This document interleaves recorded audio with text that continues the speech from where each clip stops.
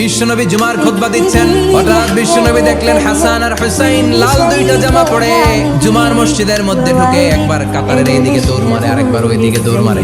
বিশ্বনবী খুতবা থামিয়ে দিলেন, মিম্বার থেকে নেমে হাসান হুসাইনকে দুই হাতে টানতে টানতে মিম্বারের উপরে নিয়ে আসলেন যাতে মুসল্লিদের ডিস্টার্ব না হয়ে যায়। হাসানকে ডান হাতে ধরে, হুসাইনকে বাঁ হাতে ধরে বাকি খুতবাটা বিশ্বনবী তখন শেষ করলেন। আবার বিশ্বনবী জুমার খুতবা দিতে দাঁড়ালেন, এক সাহাবী এসে বসে বলল, বিশ্বনবী বললেন ওম দাঁড়াও, 2 রাকাত পড়ছো?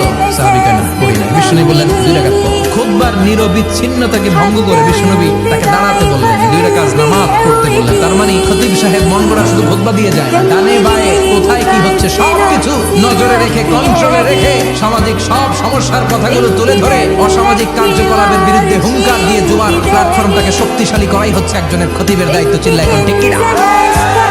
এই কাজই করেছেন বিশ্বনবী 500টা খুতবায়।